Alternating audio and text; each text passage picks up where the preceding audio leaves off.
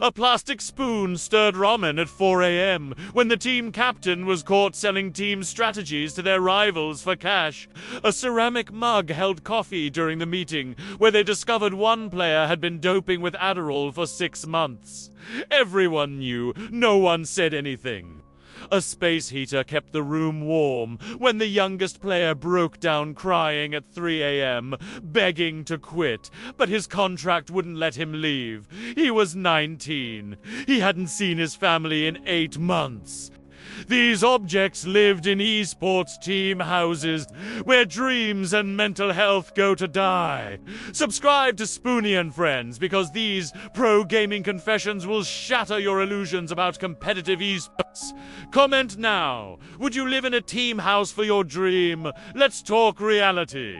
Here we go. Spoony here. Plastic spoon. And I need to tell you about the night I watched a championship team implode from the inside. Not because they lost, because they were betrayed by their own captain. I lived in a League of Legends team house, top-tier organization. 5 players, 2 coaches, 1 analyst, living together, training together, competing for hundreds of thousands of dollars in prize pools. This was the dream setup. Gaming mansion in LA, chef, cleaners, gym, everything provided. Just focus on winning. I was the communal ramen spoon, late-night snack runs, post-scrim meals. I saw everything that happened in that kitchen, and what I saw would destroy this team's entire season. The team captain was a guy named Alex, in-game leader shot caller for years of professional experience, respected, trusted, the foundation of every strategy they ran. When Alex called a play, everyone followed. No questions. March 2024. The team was preparing for spring finals. Biggest tournament of the split.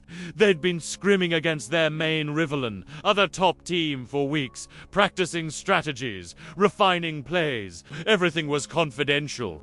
That's how esports works. You don't share your playbook, but something was off. Every time they scrimmed their rival, it felt like the enemy knew exactly what they were doing. Counter picks were perfect. Rotations were predicted. It was like playing against a team that had their practice notes. The coach started getting suspicious, reviewed footage, saw patterns. The rival team was making decisions that only made sense if they knew the strategy in advance. But how? Scrims were private, only the 2 teams and their staff. One night, 4 a.m., I was in the kitchen. Alex came down to make ramen, left his phone on the counter while he cooked. It buzzed. Message notification. I couldn't see the content, but I saw the contact name. Rival team. Manager. Why would Alex be texting the rival team's manager at 4 a.m.? The coach had noticed too, started monitoring, checked Discord logs, found it. Alex had been diming the rival team's manager for 3 weeks, sending screenshots of their practice plans, team compositions, strategy documents, everything. In exchange, $5,000 per scrim block. Alex had made $15,000 selling his own team's secrets. The coach called an emergency meeting, showed the evidence. The team sat in silence, staring at Alex, their captain, their leader, the person they'd trusted with every call, every decision, every championship run. Alex tried to justify it. The org doesn't pay us enough. We're making them millions and getting $60,000 a year salary. I have student loans. I needed the money. One of the teammates, the ADC player, just stared at him. We split prize pools. If we'd won finals, we each get 40,000 bonus. You sold our chance at winning for 15,000 total. Alex had no answer. The org terminated his contract immediately. Banned from the facility. The team had to rebuild all their strategies in 2 weeks before finals. With no captain, no shot caller, no leader. leader. They got eliminated in semi-finals, not because they weren't skilled, because their foundation was gone. But here's the darkest part. The league investigated, found out Alex had been doing this for 2 splits.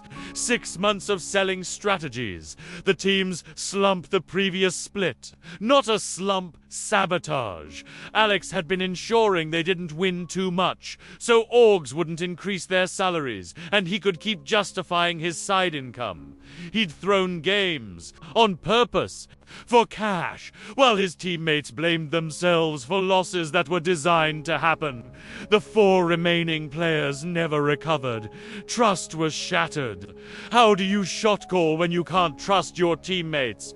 How do you share strategies when someone might sell them? The team disbanded at the end of the year. 5 careers ruined because one person chose money over integrity. I'm just a plastic spoon. But I was there when a championship team discovered their captain had been selling them out for the price of a used car. When trust became a transaction. When the person calling the plays was making sure some of those plays would fail. Esports looked glamorous from the outside. Team houses, sponsorships, tournaments. But inside those houses, sometimes the biggest opponent isn't across the rift. It's sitting next to you, wearing a headset, calling plays designed to lose. Alex never played professionally again. Blacklisted. But the damage was permanent. For players who'd trusted him completely now couldn't trust anyone, and a team that should have won championships ended their careers wondering which losses were real and which ones were sold. Muggsy here, rusty blue ceramic mug, and I held the coffee that everyone used to wash down their Adderall.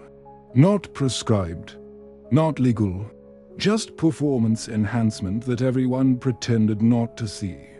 I lived in a Counter-Strike team house. 5 players, major contenders, incredible talent, and a secret that everyone knew but nobody talked about. 4 out of 5 players were taking Adderall before every match. It started with one player. Let's call him Tyler. He had a legitimate ADHD prescription, took Adderall to focus. Helped him concentrate during long practice sessions. Completely legal. No problem. Then one of his teammates tried it. Just to see what it's like. Performance in scrims improved dramatically. Focus was sharper. Reaction times felt faster. Clutch situations felt easier.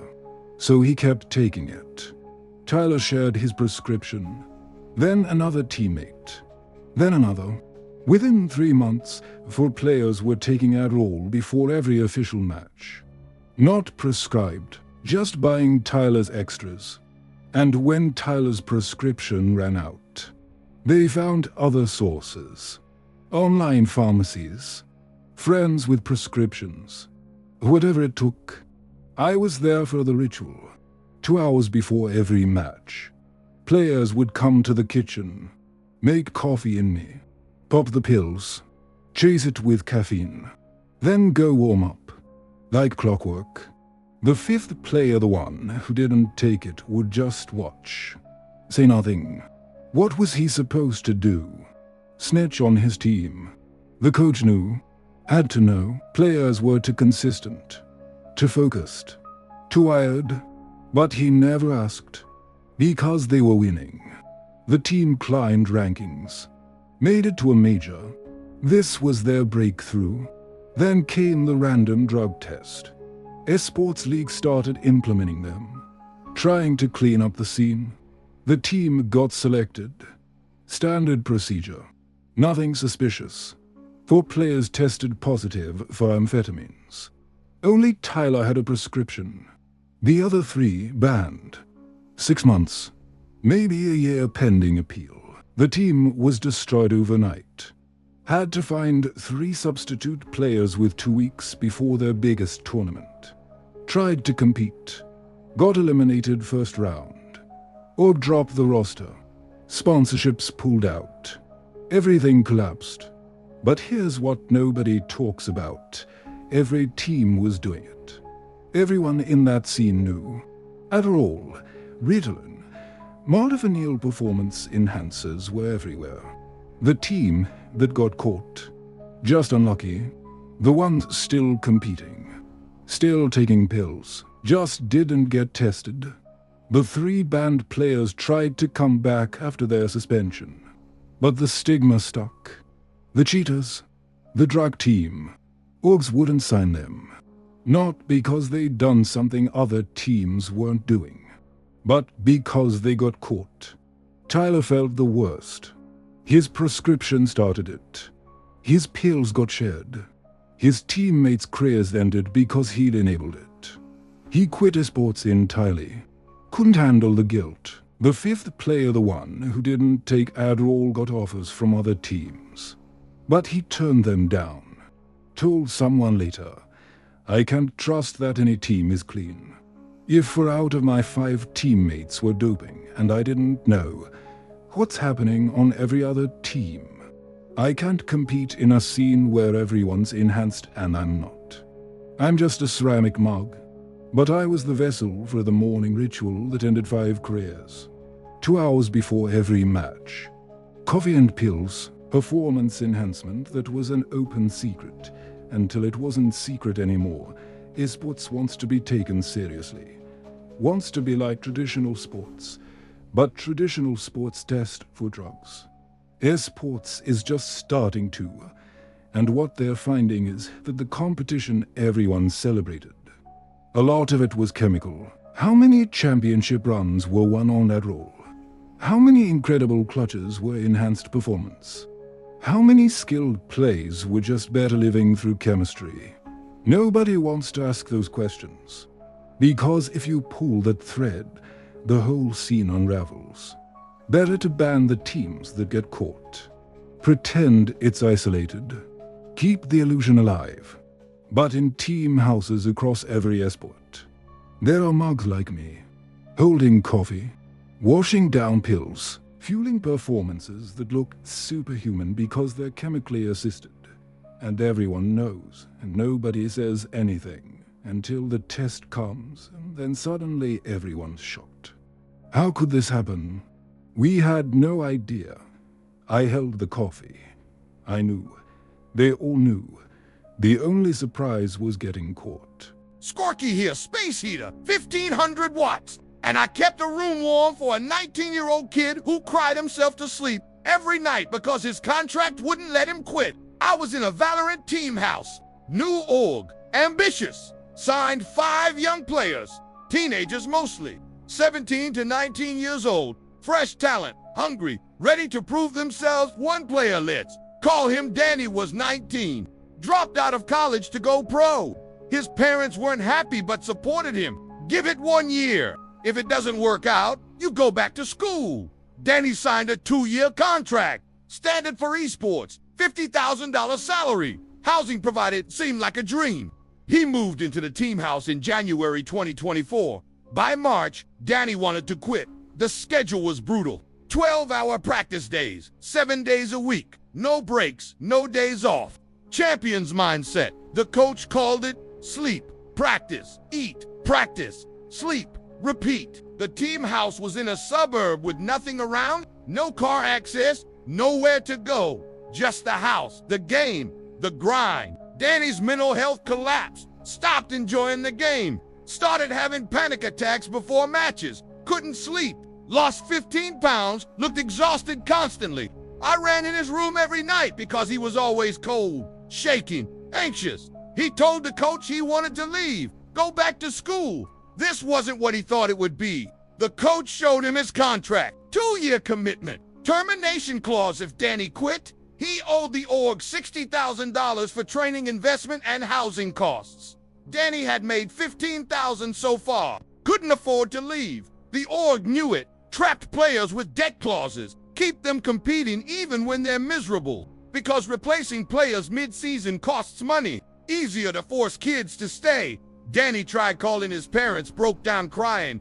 I hate it here. I want to come home, but I can't afford to leave. His parents looked into the contract, talked to a lawyer. It was legal, predatory, but legal. So Danny stayed, kept practicing 12 hours a day, kept competing. Performance got worse. Mental state deteriorated. Stopped talking to teammates. Just went through the motions. A zombie in a gaming chair. I was there every night. 3 a.m. Danny would finish practice, come to his room, turn me on, sit on his bed, and cry quietly so his teammates wouldn't hear through the walls. He'd text his mom, 186 days left. I can't do this. The team didn't care.